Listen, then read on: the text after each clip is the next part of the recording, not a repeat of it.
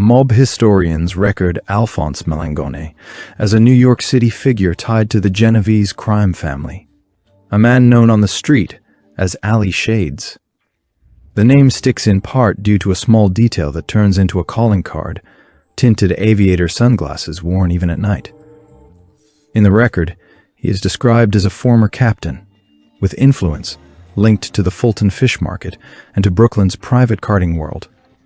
The same profile also places him around pump and dump stock, scams tied to Wall Street, a reminder that old rackets adapt and move wherever money flows.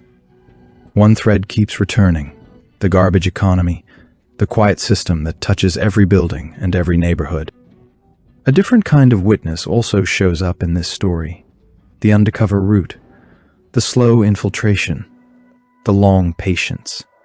Investigators and mob writers point to Takedown, The Fall of the Last Mafia Empire, an autobiography by NYPD officer Rick Cowan, who went undercover for years inside the commercial garbage industry.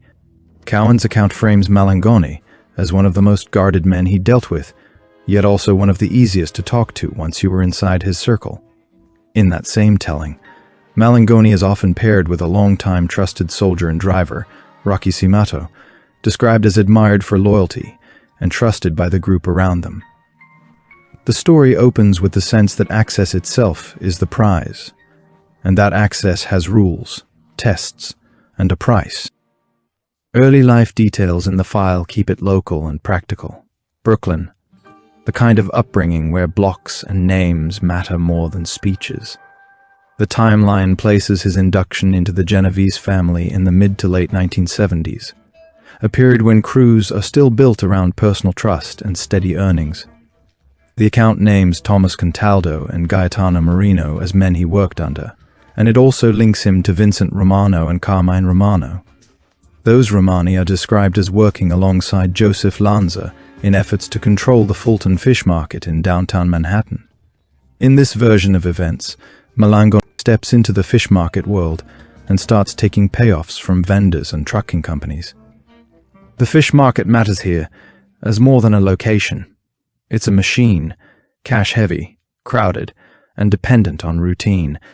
The profile says, Malangone kept his own fish company running, while the market power grew around him, with his son Alphonse Malangone Jr. and with Frank Malangone involved in the business. The blend of legit storefront life with the pressure of street authority, all in the same space. This is where the record starts to treat him as an earner, someone who brings money up the chain and gets protected space in return. It also sets the tone for how he is remembered, not loud, not theatrical, more like a man who counts what comes in and what goes out. As the profile moves into his rise, mob historians describe him as one of the bigger earners in his family, respected enough to move across lines and talk with people from all 5 families. It ties him closely to Anthony Sparrow, described as a Bonanno consigliere and one-time acting boss, a relationship that signals he had reach outside one crew. The record also claims he had a line into the Gambino world through John Gotti, visiting Gotti at the Ravenite Social Club on Mulberry Street, even during periods when those families carried tension. In mob stories, that type of movement usually comes after years of proving you can produce money and keep your mouth shut. By the mid to late 1980s, the account says he controlled a significant piece of Genovese influence at the Fulton Fish Market. Then it places a specific marker on the board, 1989, when the Genovese boss Chin Gigante is said to have promoted him. It also lists a cluster of men around him in that period: Alan Longo, Elio Albanese, Stanley Cohen, Gerardo Guadagno, and Carmine Russo. The names read like a working roster, the kind you see when an operation runs on meetings, phone calls, and favors traded at the edges of legitimate businesses. One more detail gets dropped in. He is described as the manager of Pastel's Disco in Bay Ridge, Brooklyn, a reminder that nightlife venues can serve as meeting points, cash points, and social cover all at once. Then the narrative widens and turns to the garbage hauling industry itself, treating it like a long-running kingdom built out of contracts and cartels. The file says organized crime controlled major portions of New York City's garbage hauling as far back as the 1940s, linking that era to Albert Anastasia and James Squillante. It marks 1957 with Anastasia's murder, with Squillante's disappearance. Yet it says the system continued through Gambino control of a major trade group, the Association of Trade Waste Removers of Greater New York, overseen by James Faya. Over time, the story frames cooperation between the Genovese and Gambino families as leading to near absolute power in the industry, built through hauling cartels and coordinated control.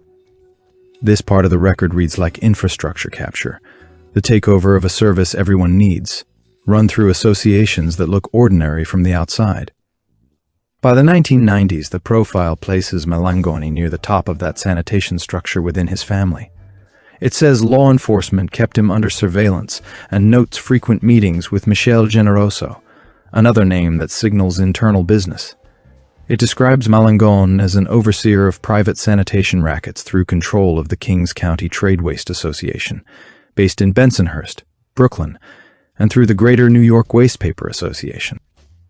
It also claims Frank Giovinco worked at the Greater New York Waste Paper Association as an on-site authority for the family. In plain terms, the account is painting a picture of control exercised through paperwork, associations, and gatekeeping, with muscle implied rather than shown.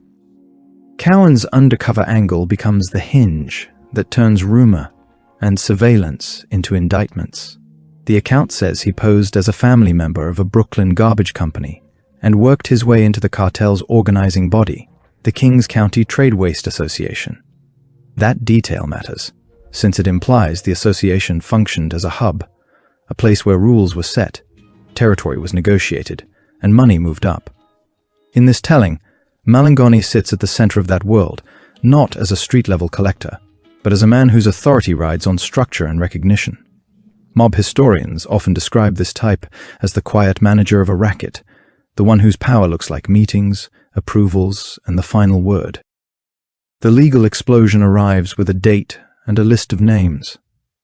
Court-facing accounts in the file place June 1995, as the day Malangoni was indicted on charges tied to controlling New York City's private waste industry through Frank Giovinco, alongside claims of large money transfers at Ponte Cagnano Salerno. The narrative says the case came out of an undercover operation that targeted the carting cartels, and it names Angelo Ponte, head of a major firm called Fifth Ponte and Sons, as part of the net. It also says the operation ensnared Genovese associates Frank Alocca and Philip Baretti, described there as one of the city's wealthiest garbage executives. The same sweep is described as reaching toward James Faya, labeled a former garbage czar, and his successor Joseph Francolino.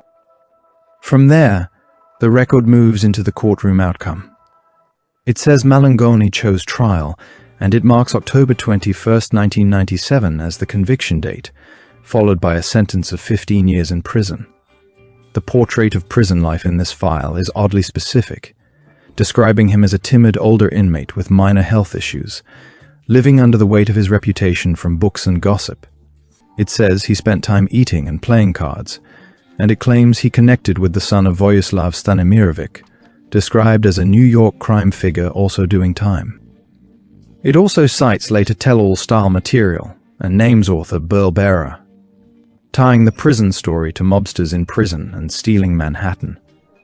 Then it leans into the nickname again, saying Shades was an elite knock-gin card player, described as nearly unbeatable in that setting. The timeline closes with release.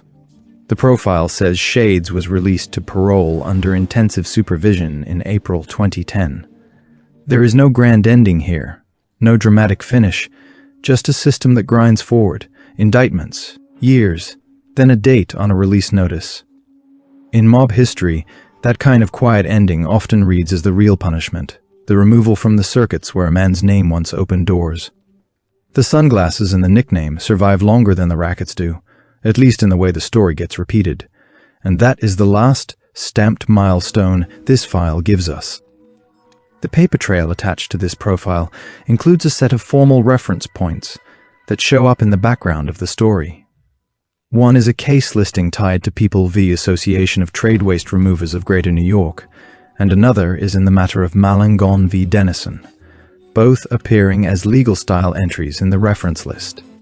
Another item noted is an exclusion list entry under the New Jersey Division of Gaming Enforcement that includes his name, a reminder that state regulators track organized crime figures through access and exclusion rules.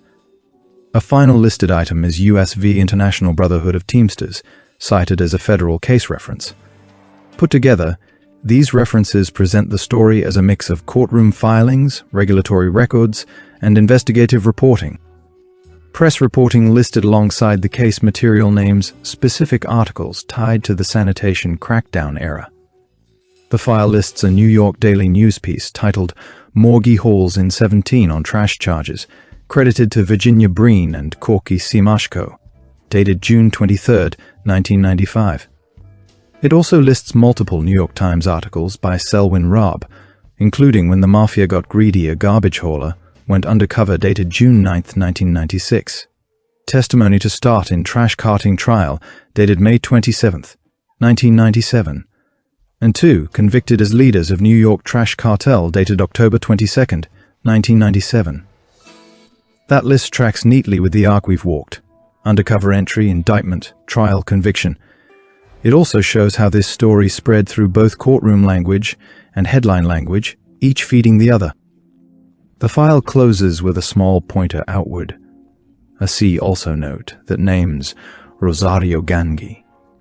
It's brief, yet it signals a wider neighborhood of connected figures and adjacent stories, the kind that sit next to each other in the same era and the same city machinery. And it leaves us with the core picture: Malangón as a figure of control through markets and associations, fish in one hand, trash routes in the other. Not a man defined by one dramatic moment, but by systems that ran for years, until the undercover work and the indictments finally cut the circuit.